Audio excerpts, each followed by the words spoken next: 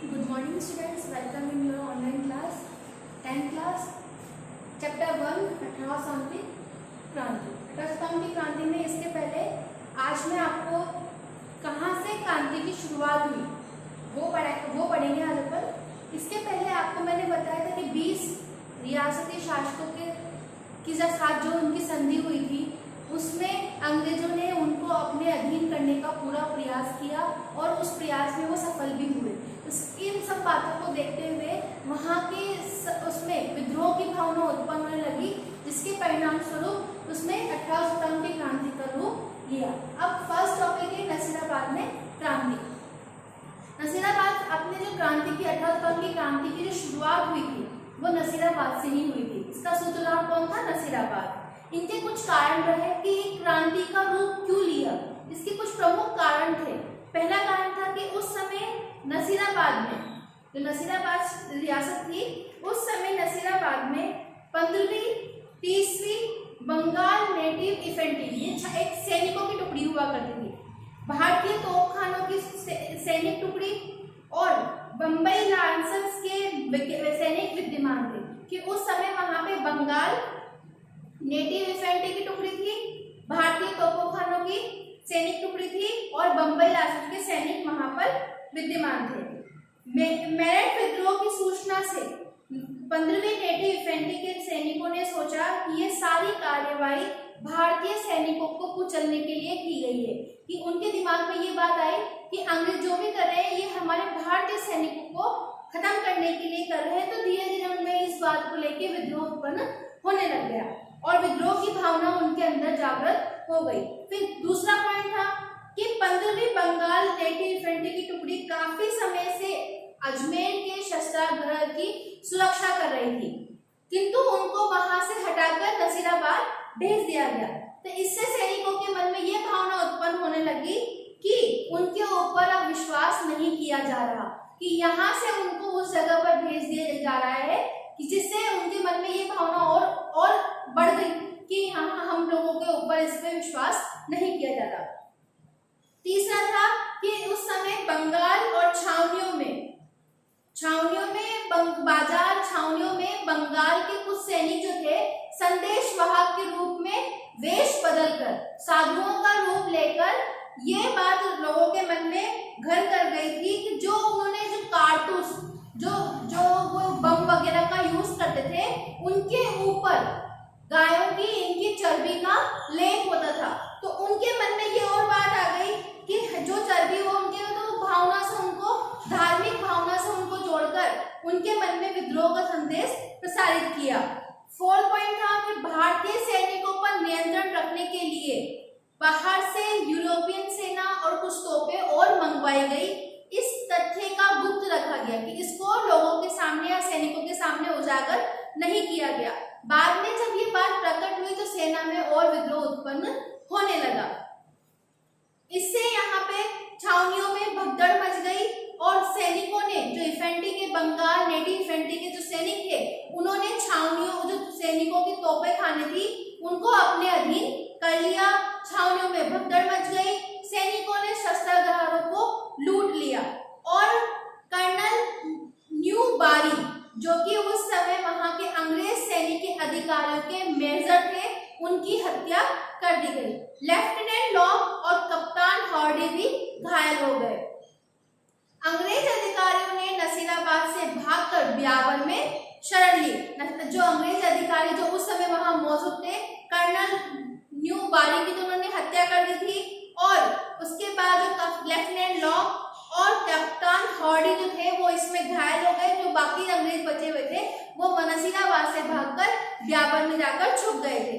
Church अधिकारियों के बंगले में आग लगा दी गई और खजाने की तिजोरियों को तोड़ दिया गया। इन विद्रोही सैनिकों ने 4 ब्रिटिश अधिकारियों के अलावा एक को भी नहीं मारा, एक की भी रक्त की बूंद नहीं बहाई उन्होंने। इन चारों को मारने के बाद उन्होंने किसी को नुकसान नहीं पहुंचाया और जो छावनियों को तहस नहस करने के बाद सैनिकों ने अविलंब दिल्ली की ओर प्रस्थान किया और 18 जून 1857 ईस्वी को विप्लवी जिन्होंने सैनिकों ने उद्दंड मचाया था वो दिल्ली पहुंच गए और दिल्ली में डेरा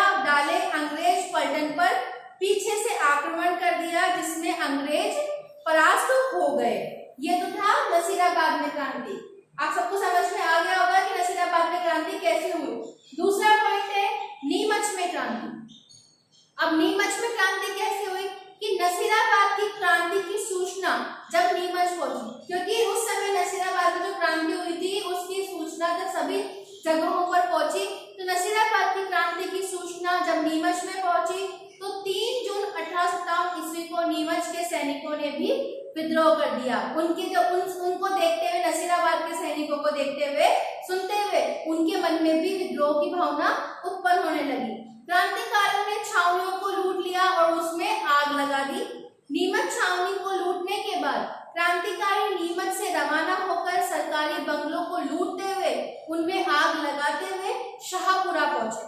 नीमच से कहां पहुंचे वो? शाहपुरा पहुंचे। शाहपुरा के शासक ने अधिकारियों को भोजन और ठहरने की सुविधा भी प्रदान की। इसके पश्चात क्रांतिकारी निम्बाहेड़ा पहुंचे, जहां की जनता ने उनका बहुत बड़ा स्वागत किया। तत्पश्चात क्रांतिकारी यहां से देवली, टोंक, आगरा होते हुए दिल्ली पहुंचे।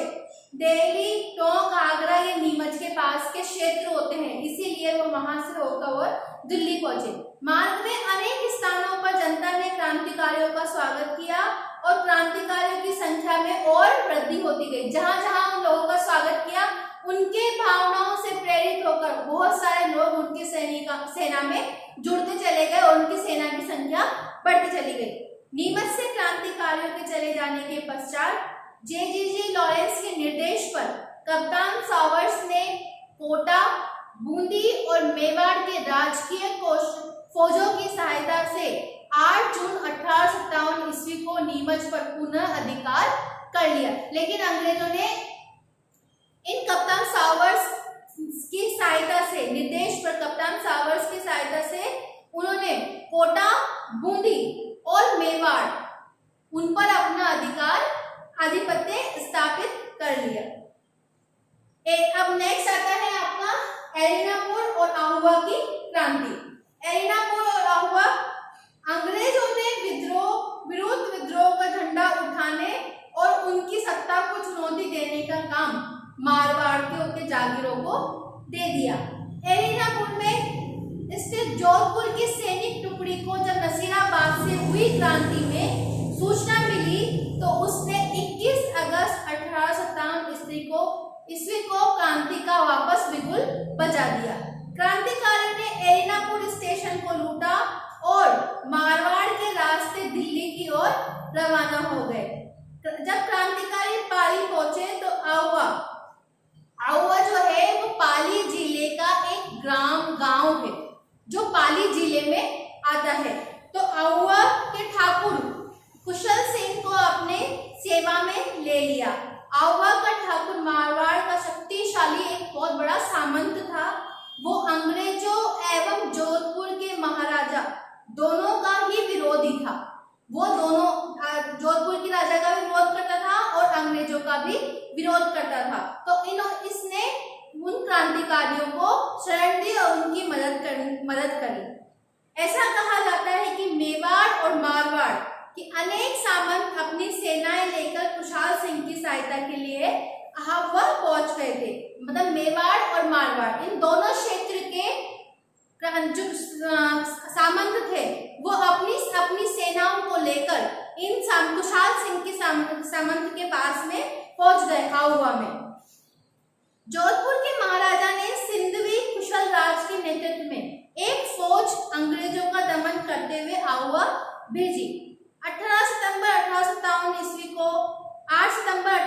ईस्वी को आहुआ के ठाकुर वो क्रांतिकारियों की संयुक्त सेना ने जोधपुर की राजकीय फौज को पराजित कर दिया, उसको हरा दिया। जोधपुर की जो राजकीय जो सेना थी उसको उन्होंने परास्त कर दिया। इस संघर्ष में किलेदार अनार सिंह मारा गया और सिंधवी कुशल राज जान बचाकर वहां से भाग खड़ा हुआ। जोधपुर के इस घटना के कुछ समय पश्चात ही जे.जी.जी. लॉरेंस की एक सेना लेकर स्वयं खुद ही आहुआ पहुंच गया और 18 सितंबर को लॉरेंस की सेना और क्रांतिकारियों के बीच में बहुत बड़ा संघर्ष हुआ, जिसमें लॉरेंस को पराजय का सामना करना पड़ा, जिसमें अंग्रेजी सरकार को हार का सामना ब्रिटिश फौज को परास्त करने के बाद क्रांतिकारी दिल्ली की ओर बढ़ गए और लॉरेंस आउवा की पराजय को भूला नहीं था। इसीलिए आउवा के ठाकुर से वापस बदला लेने के लिए उसने ब्रिगेडियर होम्स के नेतृत्व में एक विशाल सेना वापस आउवा के ऊपर भेजी। 20 जनवरी 1858 ईस्वी को ब्रिगेडियर होम्स ने आउवा पर आक्रमण कर दिया और दोनों सेनाओं के बीच में बहुत बड़ा युद्ध हुआ। इस संघर्ष के दौरान ठाकुर खुशहाल सिंह आउवा के किले को छोड़कर कहां सलूम्बर चले गया था। इसके आते ही ब्रिटिश फौजों ने आउवा के किलों पर अधिकार कर लिया। अंग्रेजों में बदले की भावना इतनी तेज थी कि उन्होंने पूरे गांव को बुरी तरह से लूटा और आउवा के किले को बारूद से उड़ा दिया। इतना ही नहीं, उन्होंने आउवा के मंदिरों मूर्तियों को भी पूरी तरह से तहस नहस कर दिया और वहां के निवासियों पर भीषण अत्याचार किया, क्योंकि उसने जब खुशहाल सिंह ने पहली बार जब उसको हरा दिया था तो उसके मन में विद्रोह की भावना बहुत ज्यादा तेज हो गई थी। तो जब खुशहाल सिंह सलूम्बर गया, जिससे वापस आया, तो उसने अचानक उनके ऊपर आक्रमण कर दिया, जिसके परिणाम स्वरूप उन्होंने वहां के निवासियों को भी नुकसान पहुंचाया और वहां के किले को बारूद से उड़ा दिया। ये आपकी एरिना